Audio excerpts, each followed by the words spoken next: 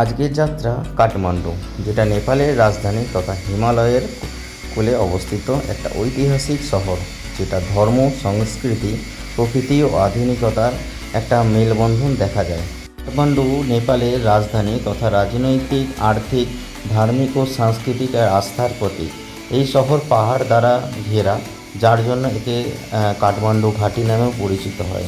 তো আজকে আমরা দেখে নেব কাঠমান্ডুর কিছু বিশেষ বিশেষ স্থান, যেগুলো আমি স্ক্রিনের মাধ্যমে নাম দিয়ে দিচ্ছি। সময় কম থাকার জন্য আমরা কাঠমান্ডুয় বেশি কিছু জায়গা আমরা ভিজিট করতে পারলাম না। তো কিছু জায়গা আমরা ভিজিট করলাম, সেগুলোই আজকে আমরা একটু দেখে নেব। তো চলুন দেখে নেওয়া যাক। তো আজ রাতে কাঠমান্ডু পৌঁছে আমরা হোটেলে তাড়াতাড়ি করে ফ্রেশ হয়ে আমরা থামেল মার্কেট দেখার জন্য বেরিয়ে গেলাম। তো প্রথমে একটা সবজি বাজার পড়লো থামেল মার্কেটের আগে, তো সেখানে আমরা কিছু সবজি কিনে নিলাম।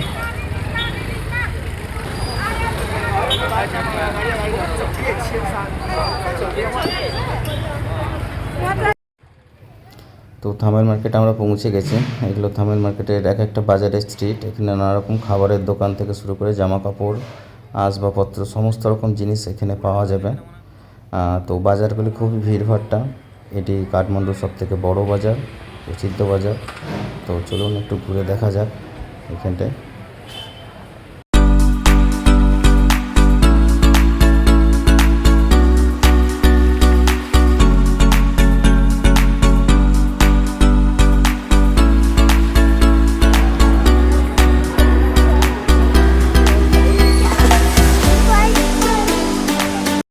তো সকালবেলায় আমরা স্নান টান করে রেডি হয়ে হোটেল ছেড়ে দিলাম। আজকে প্রথম যেখানে যাব আমরা, সেটা হচ্ছে পশুপতিনাথ মন্দির দর্শন করব। তারপরে একে একে আমরা বাকি জায়গাগুলোতে ভিজিট করব। তো প্রথমে আমরা পশুপতিনাথ দেখতে চললাম। গাড়িতে সবাই উঠে পড়ছে আস্তে আস্তে জিনিসপত্র নিয়ে। তো চলুন যাওয়া যাক, প্রথম দেখা হোক পশুপতিনাথে।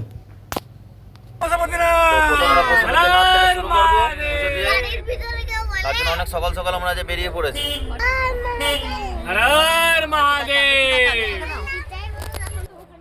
পশুপতিনাথ মন্দিরে আমরা চলে এসেছি। তো প্রথমে আপনাদের দেখিয়ে দিই, যেখানে গাড়ি পার্কিংয়ের জায়গাটা, এরিয়াটা খুবই বড়। প্রত্যেকটা চার চাকা, দু চাকা, বড় বাস সব সারি সারি দিয়ে দাঁড়িয়ে আছে।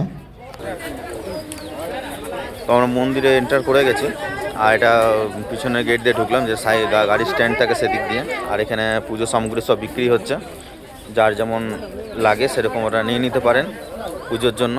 তো আমরা ওখানে একটা দোকানে দাঁড়িয়ে নিয়ে নেব। আর তো আমরা পুজো সামগ্রী নিয়ে নিয়েছি নিজের মতো করে, ঠিক আছে। তো আমরা পশুপতি মন্দিরে এন্টার করে গেছি। আর এখানে সকাল সকাল এসে লাইন পড়ে খুবই, তো খুব সকাল সকাল এসে পুজো দিতে হয়। আমরা যতটা সাধ্য চেষ্টা করেছি সকাল সকাল আসার জন্য। তো একটু ভিড় হয়ে গেছে এখনও। তো আশা করছি খুব বেশি লাইন হবে না, পুজো দিতে পারবো আমরা। আর পিছনে সবাই আসতে আমরা ডালা তো কিনে নিয়েছি। আমাদের যে ডালাটা কিনলাম সেটা পড়লো নেপালি রুপিসে 320 টাকা করে। আর সব কিছু ছিল ওর মধ্যে, নারকেল, বেলপাতা, ফুল অনেক রকমের, তারপরে কাপড় ছিল, চালি, এছাড়া রুদ্রাক্ষ মালা, প্রসাদি সমস্ত রকমই ছিল। তো এখানে অনেক কিছু ডাকবে আপনাকে পুজো দেওয়ার জন্য, তো আপনি নিজের মতো করে নিয়ে নেবেন, ঠিক আছে। কারো জোর নেই, কিছু নেই সেরকম যে নিতেই হবে এটা। আর মন্দির পরিসর অনেকটাই বড়, তো এটা দেখতে একটু হাতে সময় নিয়ে আসতে হবে। তো আমরা মন্দিরের সামনের দিকে এগিয়ে যাবো, দেখা যাক কতটা ভিড় আছে। আশা করছি একটু কমই হবে। আর এটা হচ্ছে পশুপতিনাথ মন্দির, যে ভিতরে ফটো তুলতে আমরা পারবো না, এটা বাইরে আমাদেরকে একটু ফটো তুলতে হবে।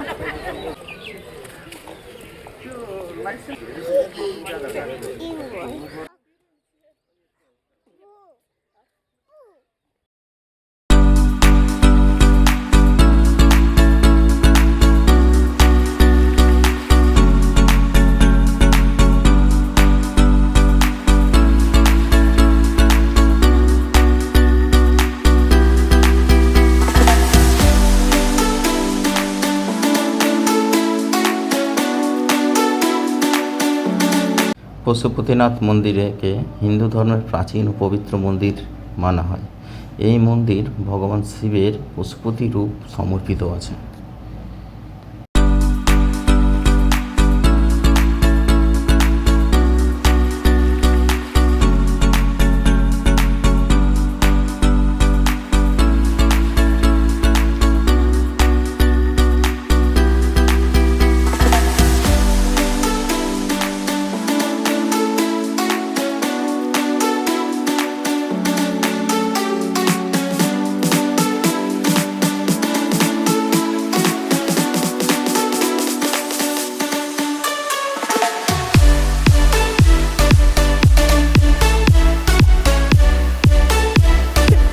তো এটাই হচ্ছে মন্দিরের মেন এন্ট্রান্স, আর এখানে অবধি আমরা ফটো তুলতে পারবো, বেশি তো ফটো তোলার নিয়ম নেই।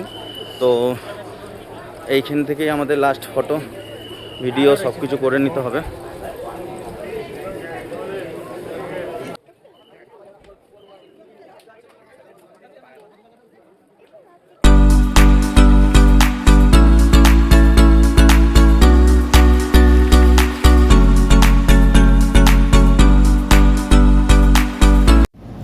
পশুপতিনাথ মন্দির বাগমতী নদীর তীরে অবস্থিত। ওয়ার্ল্ড হেরিটেজ রূপে এই মন্দির বিশেষ প্রসিদ্ধ আছে নেপালে। পশুপতিনাথ মন্দির ভগবান হল অর্ধেক স্বরূপ কেদারনাথ, অর্ধেক স্বরূপ পশুপতিনাথের নামে অবস্থিত।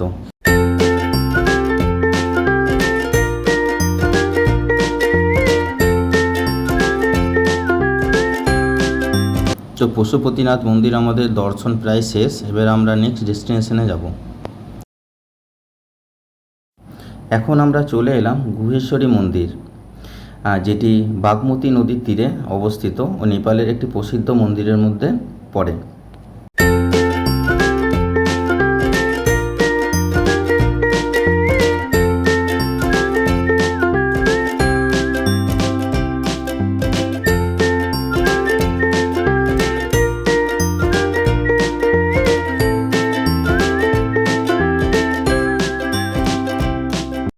এই মন্দিরের প্রধান দেবী হল মহামায়া।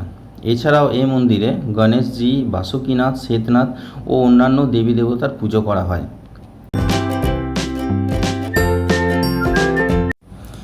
এই মন্দিরে দেবীর পুজো পূজারী বাঁ হাতে করে ও অন্যান্য দেবদেবীতার পুজো ডান হাতে করে।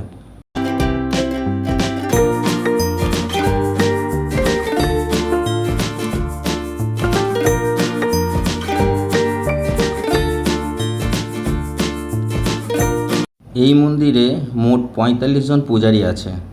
তো এই পূজারীদের মধ্যে নেবার জাতির ২৭ জন ব্রাহ্মণ দেবীকে ভোগ দেয়, ৯ জন ব্রাহ্মণ মন্দিরের দেখাশোনা করে ও অন্যান্য জাতির ব্রাহ্মণ মন্দিরের বলি ও তথা অন্যান্য জিনিসগুলি দেখাশোনা করে।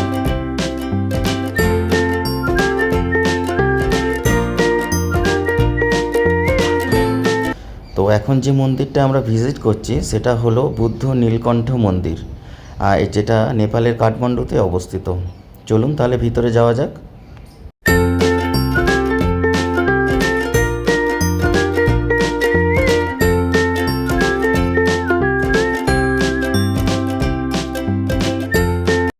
বুদ্ধ নীলকণ্ঠ মন্দিরে প্রধান দেবতা হলো ভগবান বিষ্ণু। এই ভগবান বিষ্ণু এখানে শায়িত অবস্থায় দেখা যায়। তার এক হাতে শঙ্খ, চক্র, গদা ও আর এক হাতে মণি ধারণ করে আছেন। আর এই ভগবান বিষ্ণু একটা বিশাল পাথর দিয়ে বানানো হয়েছে, যেই পাথরটা পৃথিবীতে আর কোথাও পাওয়া যায় না। তো দেখতে সত্যি এটা খুবই আশ্চর্যজনক। এই দেখুন সেই বিশাল আকারের মূর্তি।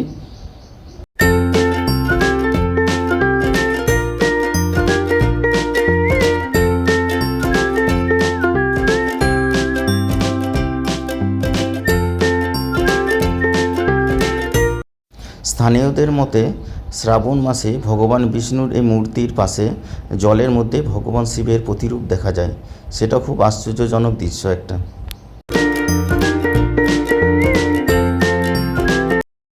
তো এখন আমরা এসে পৌঁছালাম স্বয়ম্ভূনাথ মন্দির, যেটা মাঙ্কি টেম্পল নামেও পরিচিত, আর এটা নেপালের কাঠমান্ডুতে অবস্থিত। তো টিকিট আমাদের কেটে নেওয়া হয়ে গেছে। সবাই একসাথে এবার মন্দিরের উপরে উঠবো আমরা। এবং প্রকৃতি এবং মন্দিরের যে সমন্বয়, যে সৌন্দর্য, সেটা আমরা দেখবো এবার।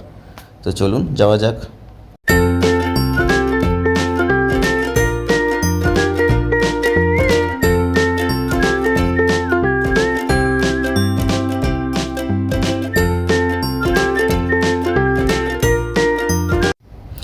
স্বয়ম্ভূনাথ মন্দির নিয়ে পুরনো কথিত আছে যে কাঠমান্ডুর একটি ঝিল ছিল, সেই ঝিলে একটা কমল ছিল যেটা ধীরে ধীরে স্বয়ম্ভূনাথ মন্দিরে পরিণত হয়। তো এই মন্দিরে উপরে ওঠার জন্য অনেকগুলো সিঁড়ি পার করে উপরে উঠতে হবে এবং প্রতি জায়গায় জায়গায় অনেক বাঁদর আছে, একটু দেখে শুনে উপরে উঠতে হবে। তো চলুন উপরে গিয়ে দেখা যাক কি কি আছে। আর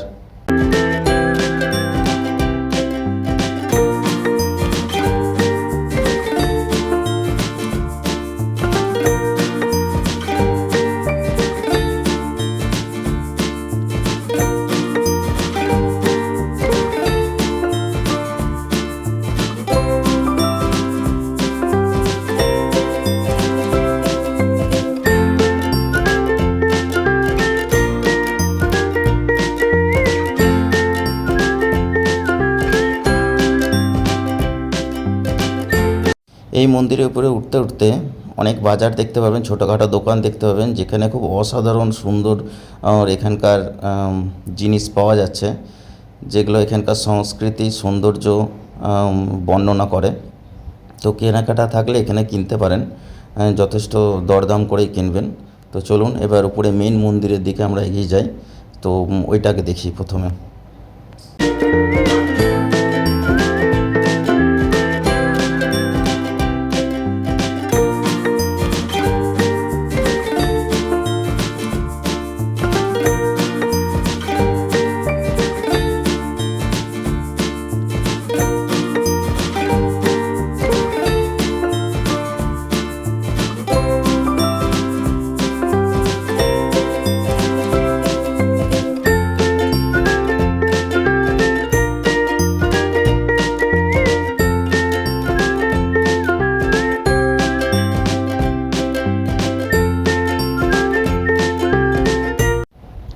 তো এটাই হলো স্বয়ম্ভূনাথ মন্দিরের মেন চূড়া। আর এই মন্দির প্রায় 1500 সাল পুরনো, যেখানে বৌদ্ধ হিন্দু দুই ধর্মেরই লোকের এখানে সমন্বয় হয় এবং তাদের সংস্কৃতিরও মেলবন্ধন ঘটে।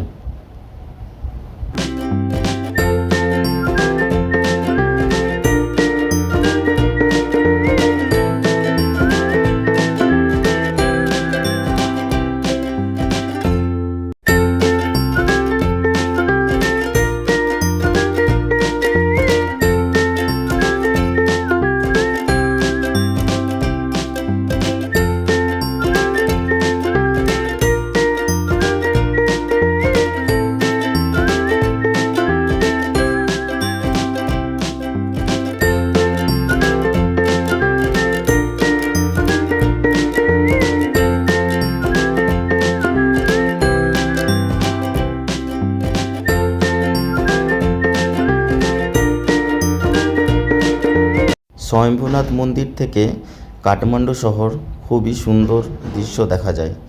এটা এই মন্দিরের একটা বিশেষ আকর্ষণ।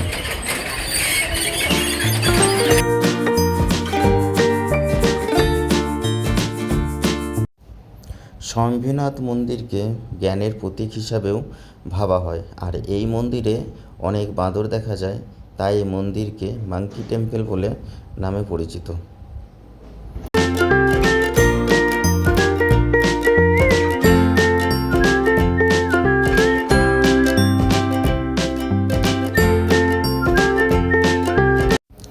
তো কাঠমান্ডুতে আমাদের সাইট সিন আজকের মতো শেষ, এবং আমরা আজকে দুপুরেই বেরিয়ে যাব বীরগঞ্জের উদ্দেশ্যে। তো টাটা, সবাই ভালো থেকো।